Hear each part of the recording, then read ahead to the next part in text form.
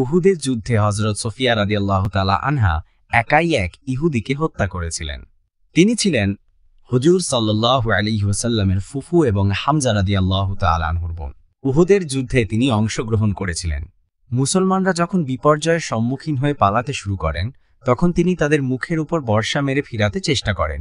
খন্দকের যুদ্ধে হুজুর সাল্লাল্লাহু আলাইহি ওয়াসাল্লাম মহিলাদের একটি দুর্গে আবদ্ধ করে রাখেন এবং হযরত হাসান ইবনে সাবেত রাদিয়াল্লাহু তাআলা আনহুকে পাহারাদার হিসেবে নিযুক্ত করেন।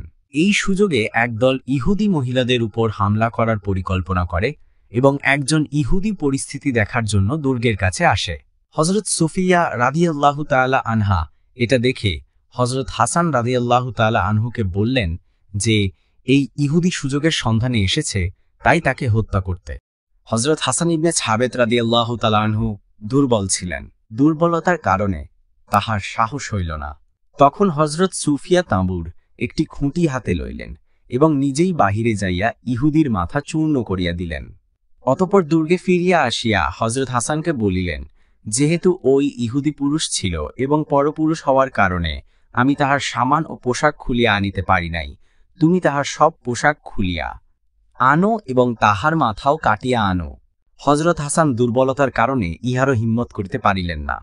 অতএব তিনি দ্বিতীয়বার গেলেন এবং তাহার মাথা কাটিয়া আনিলেন আর দেওয়ালের উপর দিয়া ইহুদিদের ভিড়ের মধ্যে নিক্ষেপ করিলেন।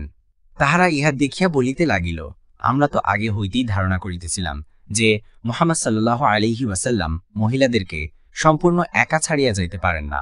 অবশ্যই তাহাদের পাহারাদার হিসাবে পুরুষ লোক ভিতরে মওজুদ রহিয়াছে।